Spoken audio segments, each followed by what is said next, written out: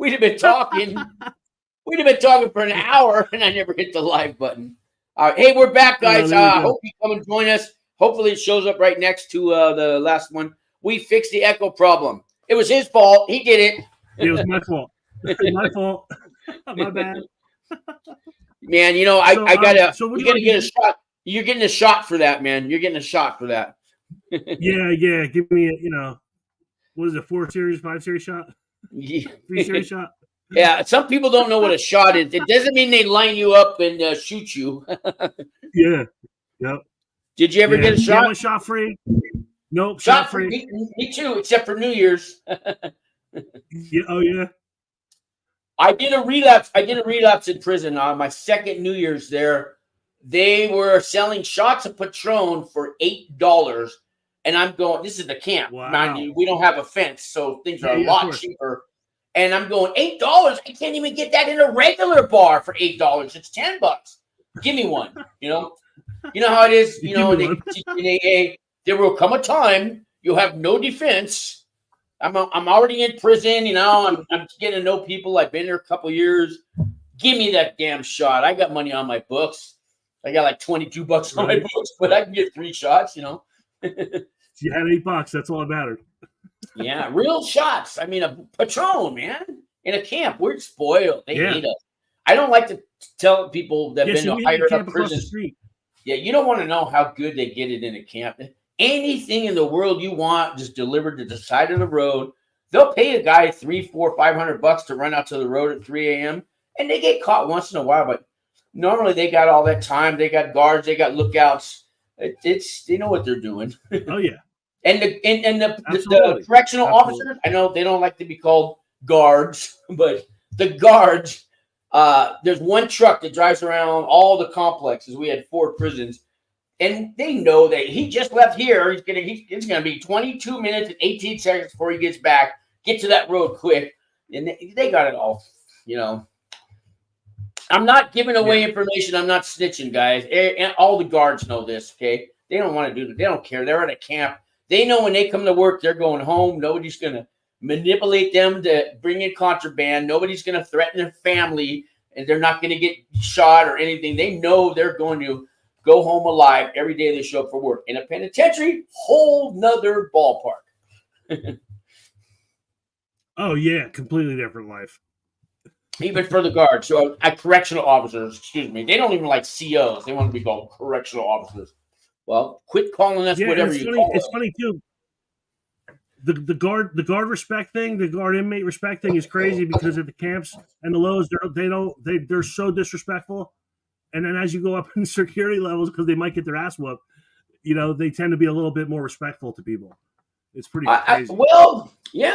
Because they treated me. I worked at the Supermax, the most secure prison in the whole entire world, where more things get stolen than your local Walmart. But they treated us so. I mean, they treated us like a regular person who you work with. I went up to them on my 4th day. I go, "What's going on here, guys? What's the catch?" I walked in their offices, like 4 of them there. I go, "Why do you treat me like a regular person? I mean, you guys. It's not that you're giving me extra, respect, but you just treat me regular. What's up?" And they go, "We come here every day. We got to work with you.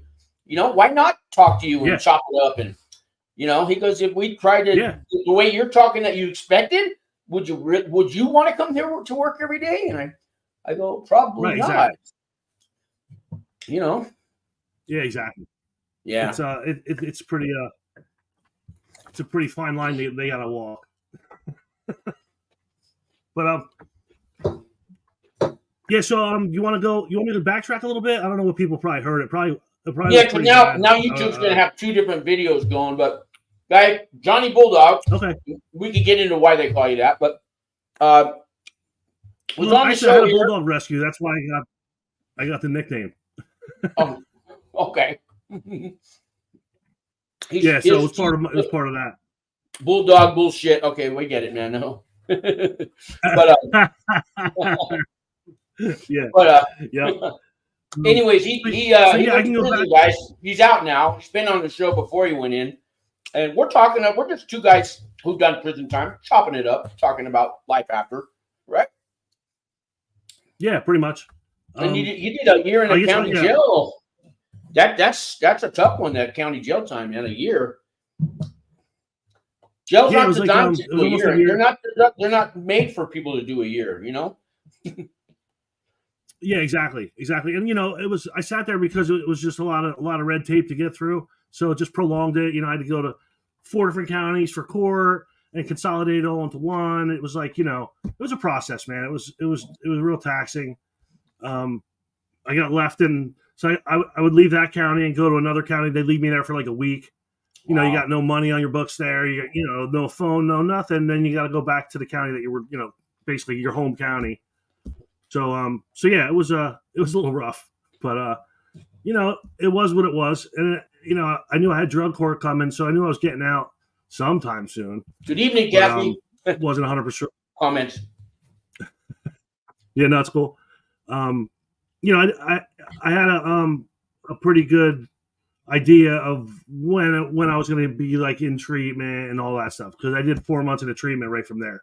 Okay. So, yeah, and then that's where the Oxford House came in and all that. And yeah, we were talking a lot about the Oxford House. All good stuff, guys. If any Oxford House people, because I know they got houses in every state or most cities. I still have heard nothing bad about them. Yeah, I mean, a little bit on the recovery stuff, because being in recovery and having a lot of experience with it, there's so many good resources out there, but it's hard. It's a difficult navigation, because to find the quality of what you need, and you really got to be in the right mind space to do it. You know what I mean? You kind of want to get sober to get sober. Everyone knows that. Yeah. Not everybody knows that, but yeah, but that's a good point. Same thing with people coming out of prison. You either want to change your life, or you're just going to stay. You just don't want to get caught, and you don't care if you go back, or you don't want to get caught and you don't want to go back, but you haven't changed anything and you don't want to change. You know what I mean? Exactly. I did a lot of in and outs with AA, and I've had 4 years and 2 years, but I've been going to AA since 1982, I think. Back then you could smoke in the meetings and stuff, but there's some meetings now where I remember when they started coming in with their court cards, and one of the traditions is, we are not affiliated with any organization, outside enterprise. Like, nobody tells us what to do; we run ourselves. And there's some meetings like, what is this? I sign for who? Who's this judge? The judge never called me. Did he call you? Did he call you? Did he call anybody in AA?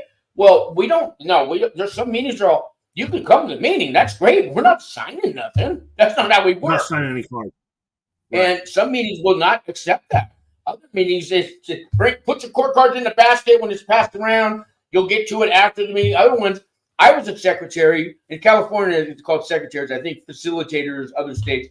But at my meeting, I said, "You got a court card? Hey, I'm going to sign it, and I want you to leave unless you want to stay. But I'll sign it now before we start, because otherwise we're here because we want to be. You're here because you don't want to be. Right. So let me sign your shit and get out of here." And then people had a problem with that. So absolutely. A lot of meetings won't sign them now. They're all, unless the judge comes to me and asks me personally to sign it, I ain't signing shit. Yes. Right. And have you experienced that? I've been in, I had to do court cards for drug court. We had to have, I think it was like 5 meetings every 7 days. And, depending on when you went to court, you had to have your card filled out, that many meetings that you went to. And for the most part, most people would be, okay with signing the card. But if you had a problem, I mean, there's other members there that will sign the card also. Because we didn't have a stamp. You just need an initial and a name. Well, when I was on the other side, I was on the other side, the guy who didn't want to go to meetings no more, but I had a court card. And at the Alano clubs, it's a place where they rent out meeting rooms for all 12-step groups. They had a big board. Yeah. Every night, who's the secretary, the time, their name, everything. So I'd go with my court card and I just fill it out. It was my scorecard, And exactly.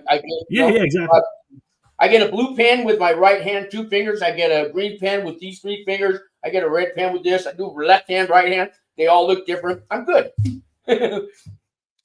Yeah, all different pens. I did that too. Exactly.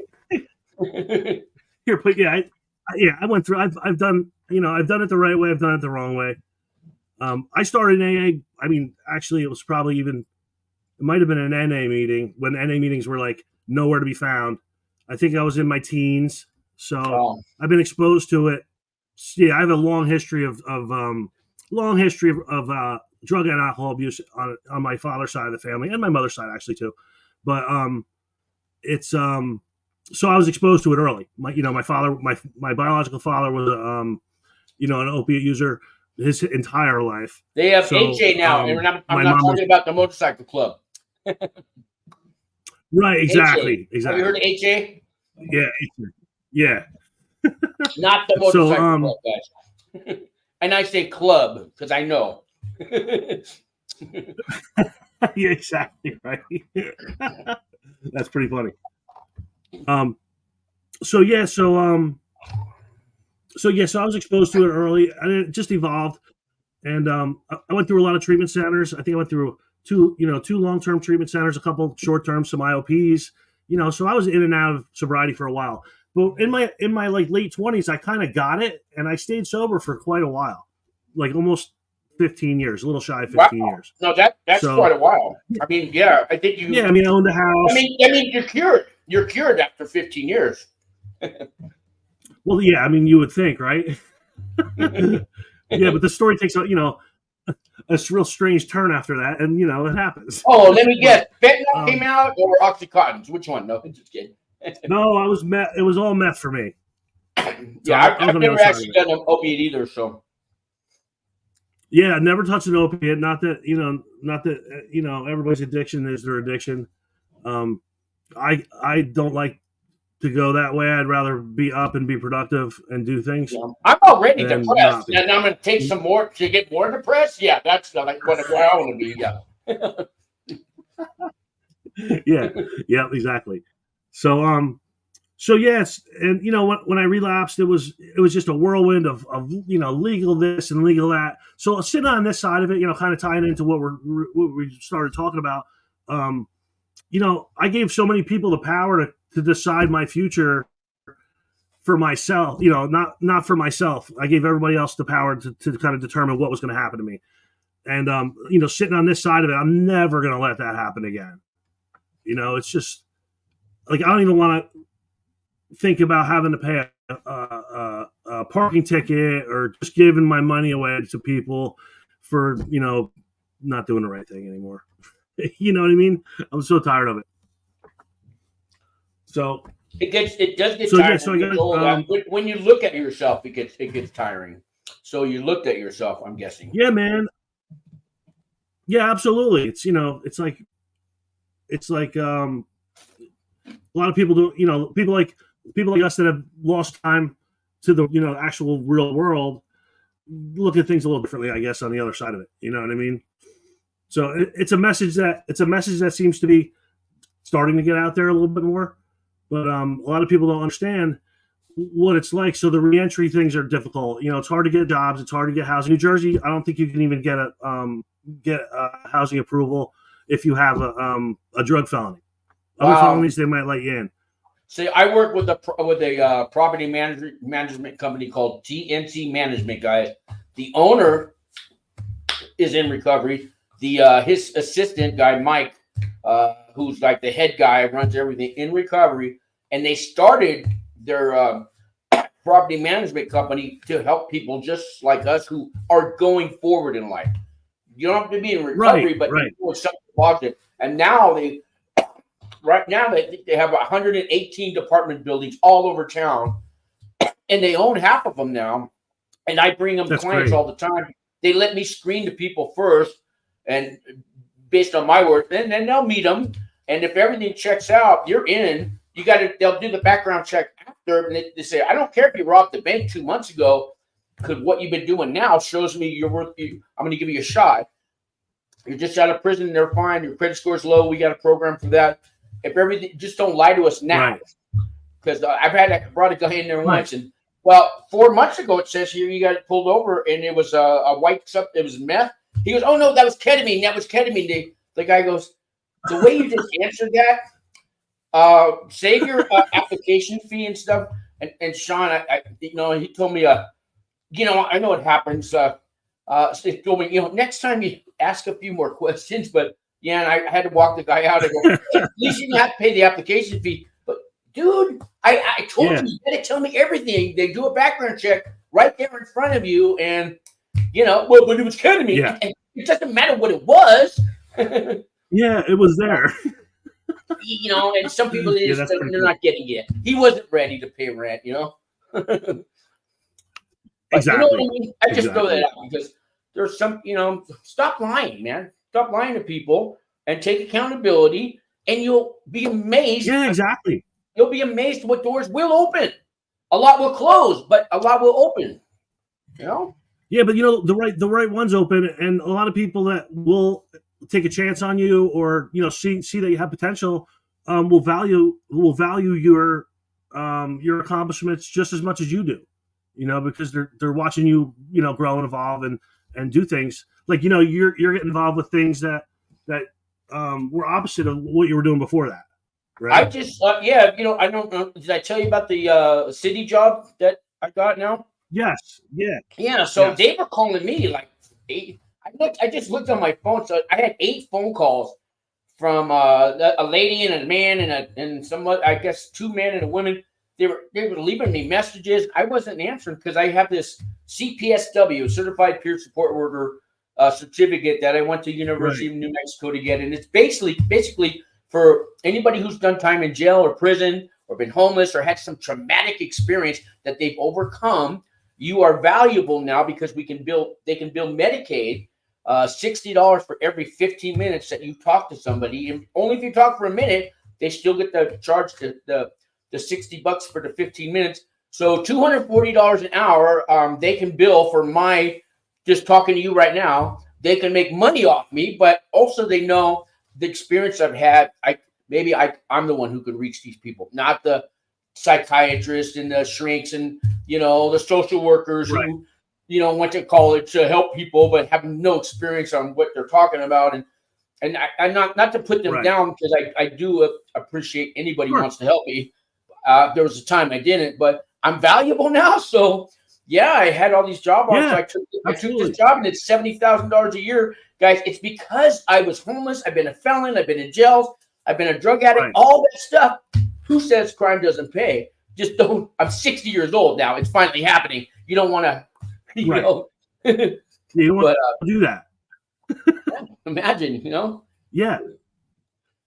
At 60 years old, I get lots of job offers. I can't believe it. I'm an old, washed-up felon who's been in and out of jails and rehabs. What good am I? And here I get calls from just guys just like you. So all that life experience. Yeah, it paid off. I just wish I was 30 years old where I can enjoy it, but no. Yeah. Kathy says, I have a question. Okay, Kathy, ask the question.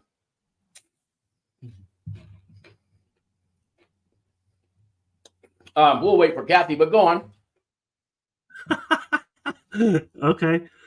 Along the lines of what you were talking about, I know for myself, I didn't want to listen to somebody that didn't have any of the experiences that I had. You know what I mean?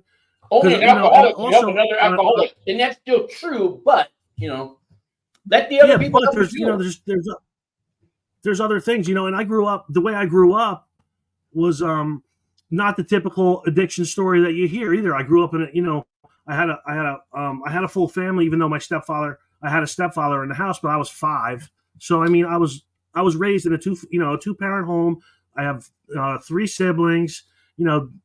I'd say middle class family. Lived in the country, and then I turned into this. I navigated myself through all this world of drug dealing and all this other stuff that was pretty crazy. And then to then have to go to prison and try to navigate through people that grew up on the streets, grew up gangbanging, grew up in real poverty, real high poverty. I didn't have to experience any of that stuff. So yeah, it's the life experience that you gain from people is it's really valuable. I've actually, I used to watch prison movies and prison TV shows all my life. And I always wondered what it was like. Be careful what you wish for, but I'm glad I did. Hey, there's a bunch of questions coming in now. And Anthony, I did see that you have a question too. So let me start with the first one from Kathy. Can a warden put everyone in the whole prison on lockdown because of one person, and they have to stay up, and they have to stay in lockdown until that person gets out of the shoe? Can she legally do that? The feds? Court? Yes. Right. What do you think? Yeah, I mean, I've heard of. I mean, they can lock the whole facility down for a threat or anything. They can lock it down for as long as it needs to. I got to say hi to Harvey. What's going on, Harvey? Man, he's on the bottom there. I'll get to his question, but he's got a prison channel guy. He did 30 years in Missouri State prisons. Check out Harvey Talks Prison. Oh wow! There's your promo, Harvey. But he's a good dude. I mean, sometimes they have to investigate, so that whole wing or that whole building that you stay in or whatever, it's all locked down, because of one person. Sure, one cuts, we all bleed. Remember that? Yeah. You've been in rehab, right? One cuts, we all bleed. Somebody comes back and they relapse. Everybody's, yeah, you're all beat. Let's get to this next one. It says Tarot Destroyer. So if I show you a tarot card, will you destroy it? No. It says debtor's prison is alive and well in Florida. Anyone in areas for child? I think they texted it, but anyone in areas for child support, spousal support is charged with contempt and imprisoned. Of course, 30 days in jail guarantees loss of an apartment, job, or car. Yeah, that's another accountability thing. You want to take this one there, Johnny? On the old child support, they lock you up because you didn't pay. I don't have any kids myself, but I have some friends that were constantly getting locked up, and they, the tab never stops running. So if you're incarcerated, they throw you in jail for 30 days. You're not working, but that tab's still running. So when you get out, you're even further behind. So it's I've heard of people getting locked up and now they lost their job, and so I could have paid, but now you have me locked up, and I got a record now, and when I get out, I don't have a job, so I ain't paying you twice. That attitude. But that attitude in life gets you really far, doesn't it? Yeah. That's sarcasm, guys. Yeah, and on another note with that, real quick, I know that it really penalizes the whole broad spectrum of people. Instead of there might be a guy that he lost his job, or my job, we get rained out, we don't work, we don't get paid. So you have 4 or 5 days off, you might be late on a payment. I know it's not one payment, usually it's 3 or 4 before they lock you up. But there's other circumstances at play. So, it's double-edged sword, I guess, with that. I'm going to call them deadbeat dads. And you had a job the whole time and you never made a payment. So the fact that we locked you up and you lost your job, you weren't paying. So you're saying you lost your job, but you didn't pay when you had it. So what's the difference? We're locking you up to teach you a lesson. Start paying. You put your thing in that thing and you created a life. Take responsibility. Yeah. In that case, definitely, lock them up. I mean, you lost a good job, but you didn't pay anyway. So your good job was no good to your child. I'm kind of maybe glad you lost your job. Maybe you'll wake up. I don't know. But it's just an opinion, guys. Whose side am I taking? I'm taking the side of the life that was born. Okay. Exactly. Harvey Talks Prison. I got him on. He can't stay. Wanted to drop in and hit the live. Right on, Harvey. Like I said, Harvey Talks Prison, guys, on YouTube. Me and him kind of started at the same time. Harvey's a good dude. He's got good things to say. He's done good things with his life. His past is his past. If you want to know about his past, check out the channel. Oh boy, they're coming in now. We got Kathy with that question. She said that's after the investigation and the person has to spend 90 days in the shoes. She locks the whole prison down until that prison 90 days is up. So I was at a camp, but guess what a camper does? When the other prisons go on lockdown, because we had 3 of them kind of in the same, complex, we have to go do your laundry, empty your trash. make your bologna sandwiches that you're going to get for at least the first 30 days. We work 12 hours a day. Like, they might as well have a bullwhip on us. And if we refuse to go, I've seen them pull people out of the bed. They'll throw us in the shoe, but that usually gets filled up. So what do? The shoe's full. This guy won't go to work to make the bologna sandwiches to feed the FCI across the street who got locked up. They will make you go. They will force you somehow. And I don't want to put any prisons. You're going to work. They'll beat the hell out of you. You will go because one person refused to pay his gambling debt over there at the FCI. The whole prison's on lockdown. Basically, something like that, right? Yeah, absolutely. I don't know about policy being, they lock it down until they're out of the shoe. I don't know if that's I don't think the rest of the prison suffers as much as the one, but for at least a month they will probably, Yeah, 30 days. Teach everybody a lesson, calm everybody down for a second. Kind of like COVID. I don't know who came up with that idea to lock down the whole world. That's actually pretty brilliant, but thanks a lot. But I just got out of prison. I get out of prison, out of the halfway house, and I think, oh, great, I got a whole world. I'm free. Nope, the whole world went on lockdown. You got 2 more years, Sean. Oh, wow. Yeah, so I was out here. Out here for COVID, and then I went in. Nothing else was. Nobody else was really caring about COVID, but the BOP was. Yeah. And, we got locked down. We got locked down 2 separate times. For one person getting COVID, they locked the whole deal down. Everybody was locked down. One touch, we all bleed, right? Yeah, exactly. Yeah, it was pretty crazy. You want to take the next one? I haven't read it. Can you see it on your screen? Yeah, I see it. And she only wants to spend $25 in the canteen. Yeah, we were locked down to $25 a week, I think, for our orders.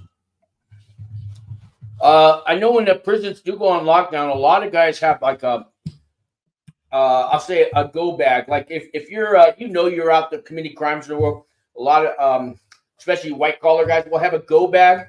It's got a ID in there. It's got your money. It's got a throwaway cell phone, all that little stuff in case you have to run. Your go bag. Yeah. And in prisons they get ready for it, like you do in case we're going to have a nuclear attack. You have your stash of So in the prisons, they stock up because they never know when a lockdown's coming. And then a lot of them will double stack up so they can sell that at 5 times the price. On credit until you get unlocked. Yeah, the store guys are amazing. You don't pay that credit bill once they come off lockdown. They're going on another lockdown, okay? Yep. Yeah. The next day, probably. Amazing. Yeah. The store guys are good. We always keep the locker stocked. One time, since I was at the camp, there was one time we had FCI medium, we had a USP penitentiary, we had the Supermax, which is always on lockdown. But the other 2 went on lockdown, and so did we. And we were pulling off. We were doing a hunger strike. So now there's no workers. Well, our hunger strike. We got what we wanted. We got our weights back. They took your weights. They gave us all our demands, and I said, "Why didn't you guys say add cigarettes? We want to smoke legally." They weren't listening to me. I was a nobody because we got all the demands met, so we could go, make bologna sandwiches for the other prisons. Crazy world, man. Right. So what do we got here? What's that? I was gonna say, did you have the region inspections come through? Yeah, they actually walk through and they talk to the inmates and stuff.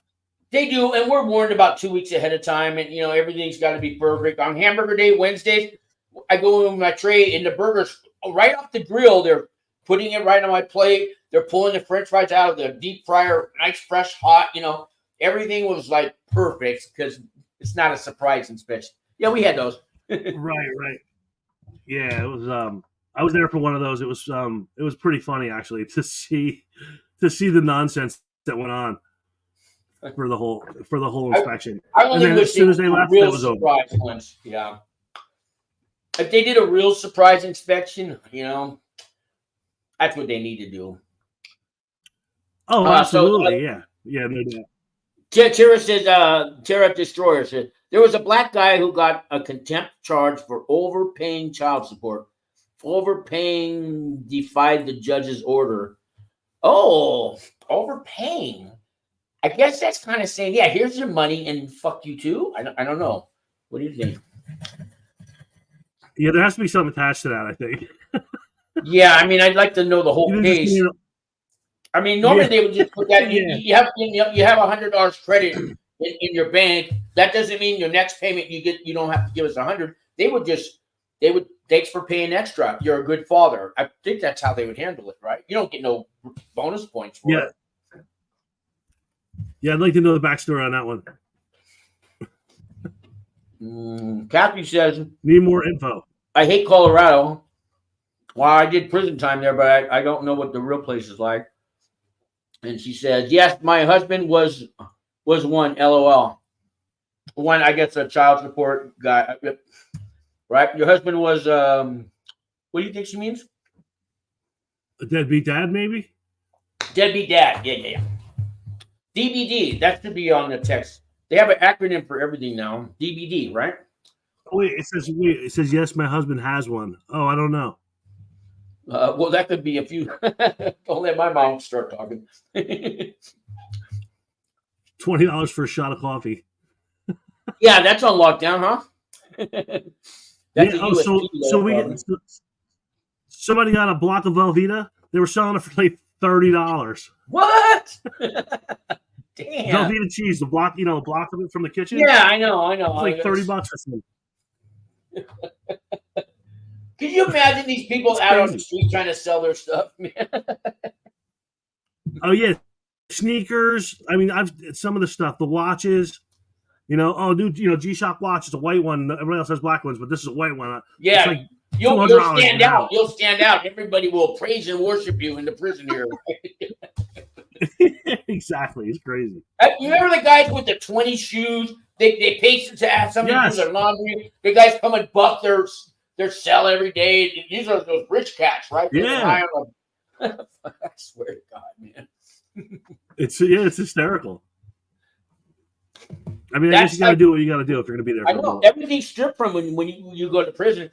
I don't care if you owned a $7 million mansion or you had sleeping in your cardboard box. You guys are all the same now. Oh, except for the 20 pairs of shoes. Exactly. Excuse me, with your 20 pairs of shoes. But really, you're no different than me. Yeah. And they learn that. They learn it. Yeah. It's a big equalizer, for sure. I love the comments, though, guys. Kathy's the postage stamps is gold in there. I call them prison food stamps. Except for the camps, we don't care about stamps. We're getting out in 5 years. But everywhere else, right? Stamps. Yeah. Stamps are big for us. Actually, I would because if you like to play football, the football tickets and all that stuff, everything runs on stamps. Yeah, I think I bought my sneakers with stamps. Gambling is big time in prison, ladies. If your husband's in prison or your boyfriend, don't give him money on Saturday because on Sunday he's going to gamble it away. Yeah, we had a fun. There was a couple football tickets that were fun. But yeah, they all ran on stamps. So if you won, they just throw a bundle of stamps on your bed or something. Yeah, in our camp we had every night was casino night, and some nights we had poker tables. Did you guys have the poker tables? Oh yeah, yep. Yeah. Want to tell these guys about a poker table? Because at a camp, remember we don't have a fence, so they're serving cocktails and everything you would get at a Las Vegas casino. I don't know how it was in the other ones, but. The pots were fucking thousands of dollars sometimes. You want to talk about your experience with poker tables? Yeah, it was all that minus the cocktails, pretty much. I mean, I don't know what everybody else. I don't know what they were doing on the slide, but it was just a straight poker table. But yeah, thousands of dollars were being gambled away, And there was several issues over that table. Not paying debts, people cheating. There was all kinds of things going on. Yeah. If you do gamble in prison, just don't ask for credit. If you don't have it on your books, or somebody won't send it to their cash app it to your lady, right? You don't get credit. Period. It's gambling, guys. Don't get credit, and don't count on your lady that's going to pay your debt for you. Yeah, and these guys, the guys that run them don't play either. No, they don't. They don't. I mean, they're making wife for the gamble. This is a sure win here. Just running this table. I don't need to gamble. What? Yeah, exactly. Yeah, so that was a pretty big deal. You know what I was surprised at though is nobody plays the traditional prison games like spades or pinochle anymore. Yeah, I mean, poker. In drug rehabs, I was a spadeologist, right? All dominoes. Not really in jail, maybe, but prison, no, man. They moved on to Stratego or some. I actually finished the game of Monopoly. Like that. Yeah. I finished the game of Monopoly. It took 8 days. Yeah, exactly. But I played a lot of pinochle and stuff. When I went in there, I was like, nobody plays pinochle, and then I find a couple guys, but you can never get a game going. Not really. No, not really. Yeah. Now football cards, I think those are okay. You're spending $2 or $5. It's kind of, but the poker tables, man, just stay away, guys. That's the time to get rid of your gambling problem. Because I don't know how many times I've sat there with my rent money at a slot machine, high on meth, because I'm going to win it all back. Yeah, exactly. It's the same thing in prison.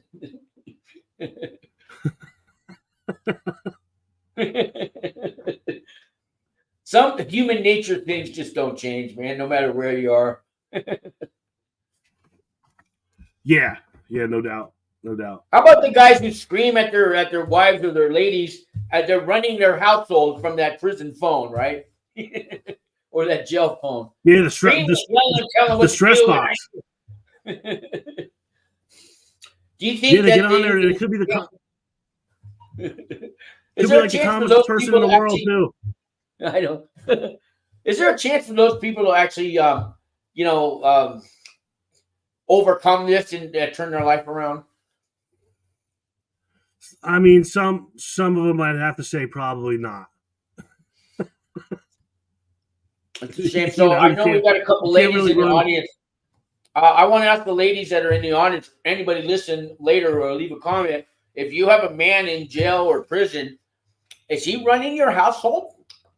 Does he make you? Why didn't you take my call when you finally take the call? Where's my money on my books? And I want to ask you, why do you do this when you are free and he's locked up and you are still being manipulated by this man? I want you to think about that and maybe leave something in the comments. And vice versa. There's women too that, not as much, but.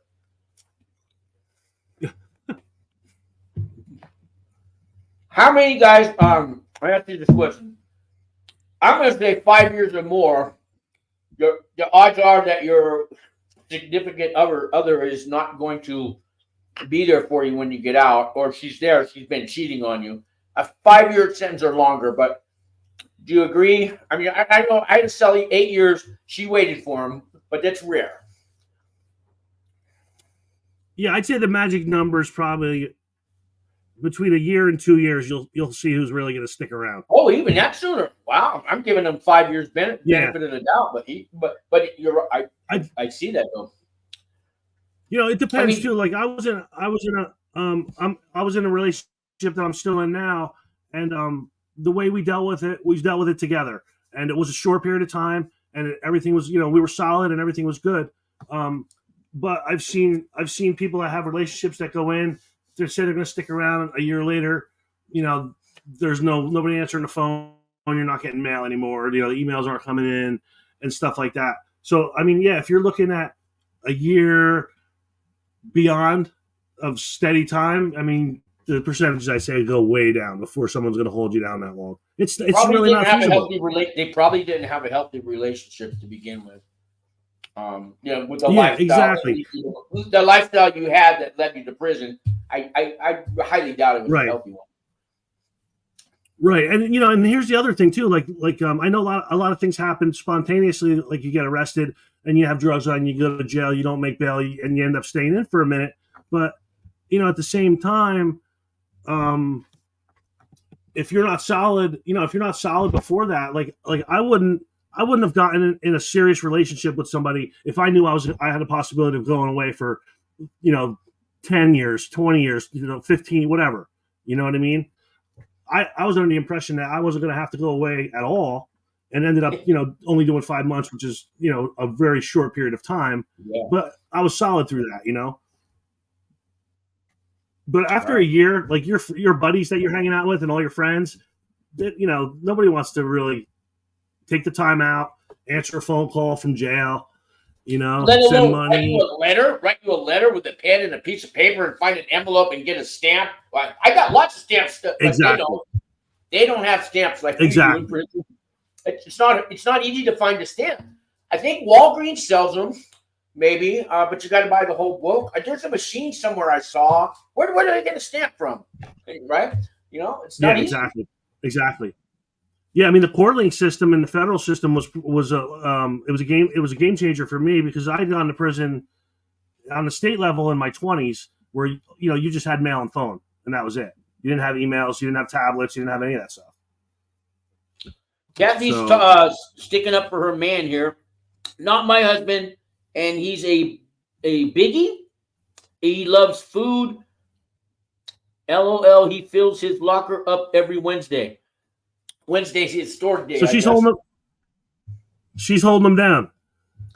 Kathy, I hope that he's all the man. That I hope it all works out. I really do. Absolutely. He can't cheat on you in there unless he kind of goes that way. So, or there's an occasional prison guard, but you're safe on there. And I don't know how you feel it, but I hope that when he gets out, he really did learn his lesson. And because when I went to prison, I left. I had a fiance, right? But she went to prison too. I wasn't allowed to even talk to her, but she wore a wire on me. And you know what? I found out about it, and she actually told me, and I told her, you know what? I'm sorry that I made you come to that. I'm sorry this happened to you, because if you didn't meet me, you wouldn't be going to prison today. I brought you in. I said, you snitch on me all you want, and I hope you get the best deal. And I sincerely mean that. I did that to her. She didn't do that to me. She still got 29 months, and I haven't talked to her since that 10 years now. But I did it to her. We do it to our family. We leave you. We make that choice because of our lifestyle to go to prison and leave you. Maybe we didn't think we were going to get caught, but we made that choice. It's on us. So I get it. We abandoned you when we were in prison. Yeah. And it takes a big man to admit that. Yeah. It wasn't because on a Tuesday they decided to raid you. No, it had nothing to do, Yeah. It's because you've been selling drugs for for the past 2 years I've been watching you. Yeah. But I was good at it. Yeah. You weren't that good at it. And why would you do that when there's so many other ways to make money nowadays? Yeah, I mean it's yeah, definitely.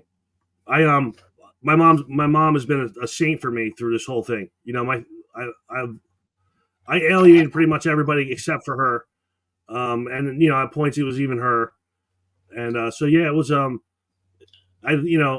value all the friends I have now and the relationship I have now, because they've stuck with me through a lot of things, and allowed me to make mistakes along the way and kind of get back up on the horse and all that stuff. 28 years with Kathy and her man. That's a long time, man. All right, so yeah, so that's a rare situation right there. But she says I'm doing the time along with him. Yes, you are. When we go to the family absolutely. goes to prison too. Yeah, exactly. Now you have to fulfill all the rules, and he's not there anymore. I mean, now you have to be the mother and the father and so much more. Plus, you got whatever feelings you have. It's really tough on the family. And then we get out and we think, why aren't you lining up? I'm back. I'm here. Everything's good now. Yeah, the world can start again. How was it when you came back with the family, loved ones, and tell me about what do you remember? So my mom has been with me through a lot of legal issues from when I was young. And then once I got this last stint in 2018 when I got arrested, something clicked in me and I was like, I kind of just like surrendered. I gave up.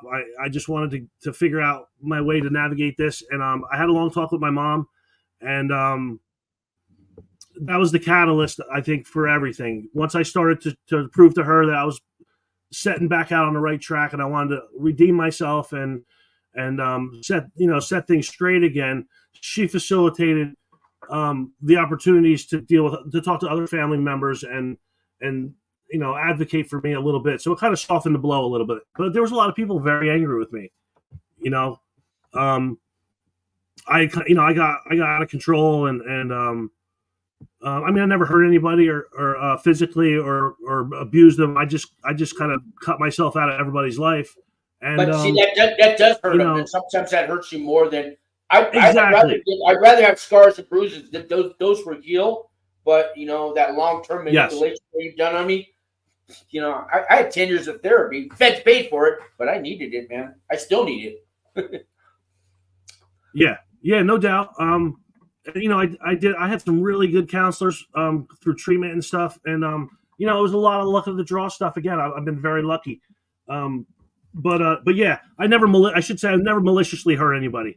I know I inflicted a lot of emotional damage with my actions and my choices. And it took a lot to deal with that. And, I made a lot of amends. Sometimes I had to just write things down to people, people that aren't even in my life anymore and just do it that way, but I made peace with everything. And that was a big part of getting healthy and kind of trying to see my way through it. You know what I mean? Everything you just said, man, that's growth. Everything you just said, man, I hear the growth, man. That's commendable. Yeah. Yeah, it was I'm sure you had to deal with the same. Everyone does it. Everyone that wants to be on this side of it. I'm never finished, Yep. My stepfather and I, our relationship has never been great, but it's not repaired, and it's one of those things where it might never get repaired, And I've kind of made peace with that. I'm cool with that, He's respectful to me. I'm respectful to him. He loves my mom. I have a lot of admiration for that. He taught me the life skills that got me to where I am. He taught me how to survive, and not survive by like I'm not going to eat or something. Survive by being able to pay my bills without having to go to college and do that kind of thing. He taught me how to, be a responsible person, even though I wasn't for a long time. You know what I mean? So, but that's one of those things. I still don't know if I am, but I'm so much better. Yeah, and I had a lot. I ran the gamut. I went, I sold drugs for a long time. I made a lot of money doing it. I lived that life for a while, and now I work a 40-hour job. I make not that much money. I have a great relationship. I live in a nice little apartment. We got a newer car, but not a new car, and I'm happy, man. I couldn't ask for anything more. You don't have to look over your shoulders. Nobody after you. You don't have to pay this guy. Yeah. This guy.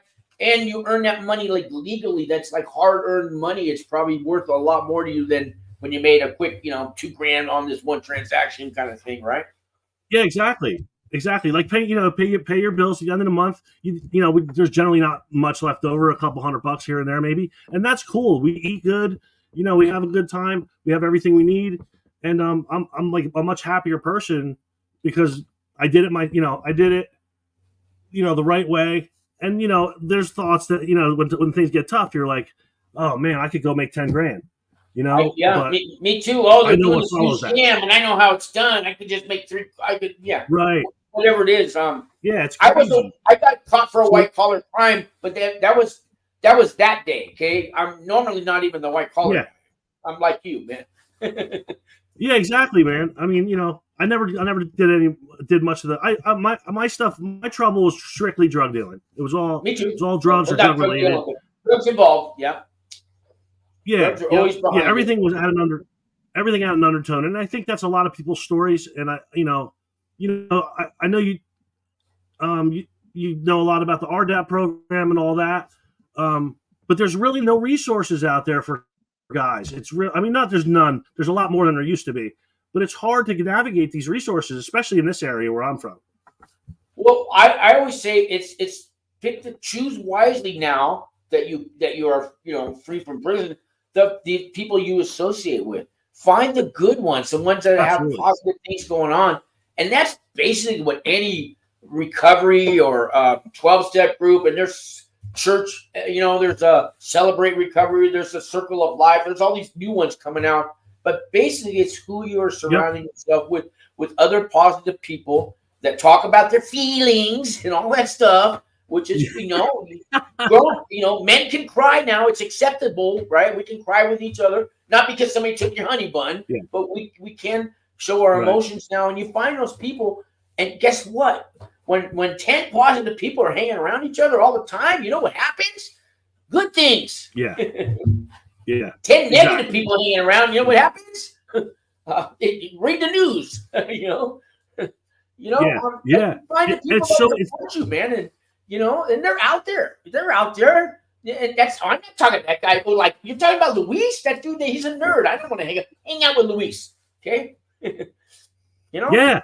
It might do you some good. Yeah, and Mariah, she's is it Mariah? She's and thank you guys for the comment. She said I started writing someone as a pen pal over 9 years ago. We still talk, and to be honest, aside from the physical aspects, he has been there for me through that time, and I him. I I like that's good. What do you think? Yeah. I think you hear a lot of there's a lot of different scenarios with the whole pen pal thing, but yeah, if it makes you happy, I'm all for whatever makes you happy. You know what I Yeah, mean? I'm assuming he's locked up. And a lot of guys, they make these, they mean well and they get out. And I made sure that didn't happen to me. I had a sober living house to go to when I got out. I had all that set up, and thank God I needed it. And I was there for 2 years, and then I had to do 4 years on pretrial, all sober living houses. So that's 6 years, and that's not the times I had been in ones before I even went to prison. But I needed Right. that, man. I needed it. Didn't want it, hated it at first, but you get used to Yeah. it, right? You get comfortable. They teach you life skills. Yeah, I was. Yeah. Yep. It was actually. Like I said, in the last video, hopefully, I don't know how many people heard it, but I'll the rerun it. I'll Oxford take House it. was And a I'll great. rerun it tonight. I'll put it on after this one. I'll put it back. The one from before. Oh, okay. Yeah, yeah. Oh, you're talking about But the yeah, one we just. The one that you did before you went into prison, right? I'll find that yeah. somewhere. I have it somewhere on my YouTube studio, and I'll throw it out there. I'll retro it. Oh, okay. Oh, I see what you're saying. Yeah, definitely. It's actually 5:30, man. So there's a guy named Jonathan who was on my show before he went to prison, and he did I think a year and a half or so, and he got out. He went to the halfway house. I wrote him letters while he was in. He was on my show. He's been on the show since he's been out. Now he got off probation. He's been out there in California. He went to California thinking he could he got a tech job. He's a great computer tech guy. He's working remote. He can go anywhere he wants, but he's been staying in youth hostels because he can't afford LA. And I told him, don't go to California. Right. I said, it's too bad you weren't out here because I pay $800 for my apartment. Guess what? You'll be here in about 2 more hours. I'm going to let him crash here for a couple nights. He already got approved. I set him up with that management team. Well, he's got his apartment waiting for him. He's got the money to pay him. And we'll be doing some podcasts, and he should be here in an hour or two. He just called me. He just left somewhere between Flagstaff and Albuquerque. He's on the road. But that's what I do, man. I love helping somebody like that. And it means so much. The guy, he's 26 years old. I'm 60. And, I took this guy in. He He was 22 when I first met him on YouTube and now. So yeah, I mean, I'm a man of my word. If I say I help you all the way. I told him, man, stay out here because his family. He shamed his family. He's Asian, so and their kind of lifestyle, the family he shamed his whole family when he went to prison. They talk to him now, but they're not, and he really just didn't have anybody. So I'm gonna hook him up with. I got 5 of my buddies I did time with. 4 of them work with me, and I'm gonna hook them up with. They're good people because 5 years later we're out of prison. Get them in the network. I laid down a trap for these guys. I hung out with the right people, and now they're in my life today. So, but I want to pass that's great, Jonathan. So he'll be here shortly. So I say all that. I do got to get some things ready for him to go, but hopefully, he's already approved. I already talked to Mike over there at TNC Man, but he's good to go. So get his own place, and Wings for Life, who I work with, they've been putting dishes and pots and pans, and they got a blow up bed for him. And we're gonna get this guy going, man. And so there's hope, guys, and you find anybody out there. My number's on the screen. I talk to anybody. I don't charge. I'm not asking for 10 grand. Like, I won't say his name, Justin Paperny. But stay away from some of these prison consultants, guys, because they need to go back to prison. If you ask me, just saying. There's good ones though. Argat Dan and Walt Pablo helped me. Walt Pablo put $100 on my books every month. The whole 3 years I was in prison. He's the best guy in the world, Walt Pablo. So hire him. But there's good people out there. There are, man. And Argat Dan's I've known him before I went to prison. He helped me. So I made this channel. I do this channel in honor of Argat Dan. So yeah, that's pretty cool. But stay away from the prison professors, guys. No, don't. Great videos, but don't call them. Yeah, and I mean, a lot of the research is, a lot of the research you can do yourself too. I mean, there's a lot of stuff. There's a lot of information out there. There's a couple of gray areas that I'm sure, Sean, you're very well versed in. But yeah, I found a lot of information out myself. I talked to you. When are you going to launch your new channel? When are you going to launch your new channel? Because I'll be there to support you anyway. Who, my channel? Yeah, I'm just throwing that out now. Yeah, you need to start a channel, man. Yeah, it's a commitment though, isn't it? I mean, you have any advice for someone to start a channel? I mean, it's kind of tough, right? When you first start, I did at least 3 or 4 shows a week. I'm trying to balance it all out, and I barely do one a week. But I got it lined up in the next few days. I got people coming on. But yeah, you got to give it at least 3 days a week, an hour, 3 hours a week. But there's a lot of setup and editing you got to do before. But if you can spare 10 hours a week to start your channel, it's worth it, man. It's worth it here, Yeah. Yep. Yeah, I enjoy coming on. I mean, one of these days I'd like to tell somebody on some platform my entire, the entire run from, the whole gamut, so people understand a little bit. You can come back again. You can come back on this show anytime you want. Or you want to do a once a week thing with me? That way I can get I do need to get back into having a regular time so people can find me, not just when I feel like it. I'll do a show. That's not how I started. So yeah. Yeah. You want to come back on next week? I'll get in touch with you. Next week? I'll do another show next week. Want to do a date right now? You want to do next Wednesday? Yeah, that sounds good. You do same time, same channel? Whatever time works for you. Yeah. Okay. Sounds good. Let's do next Wednesday. I like it. All right. Thanks. So last words of wisdom, advice for the people out there, John, from you. Just if you're going into the federal prison system or any prison system for that matter, and you have a short period of time, man, it's a short blip of time in your life, and use that time to get yourself on the right track. Because when you get out, you can have your feet on the ground, and it's definitely possible, man. It takes a little time and some patience and some perseverance, but it's definitely worth it on the other side of it. So I can leave with that one. Words of wisdom, words to live by. Thanks, John, and next week, Wednesday, guys. All right, John. Thanks again, man. Sounds good. Thanks, brother. You bet.